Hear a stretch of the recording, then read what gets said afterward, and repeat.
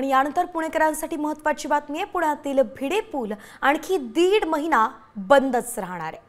Sadashiv पेठेतून Deccan metro स्थानकात जाण्यासाठी महामेट्रोकडून भिडे पुलावरून लोखंडी पादचारी पूल उभारण्यात येतोय आणि त्यामुळे हा पूल 6 जून पर्यंत बंद ठेवण्यात येणार होता। पण प्रत्यक्षात या पादचारी पुलाचं काम केवळ 20%च पूर्ण झालंय। त्यामुळे महामेट्रोनं 15 ऑगस्ट पर्यंत पूल बंदच राहणार असं जाहीर केलंय। सदाशिव पेठेतून डेक्कनकडे जाणारा भिडे पूल मार्च महिन्यापासून बंद आहे।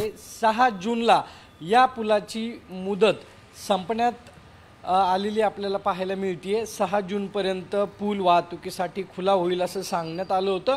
मात्र अजूनही भिडे पूल हा 15 ऑगस्टपर्यंत खुला करता येणार नाही असं पत्र जे आहे ते महामेट्रोने महानगरपालिका आणि वाहतूक विभागाला दिलेलं आहे। आपण जर पाहिलं तर पादचारी पूल जो आहे तो या ठिकाणी तयार करण्यात आपल्याला पाहायला मिळते। त्याच्यावरती काम सुरू आहे। बाबा भिडे पुलाचं काम हे मार्च महिन्यामध्ये सुरू झालेलं होतं, मात्र आज त्याची मुदत संपतीये। अजूनही काम पूर्ण झालेलं नाही।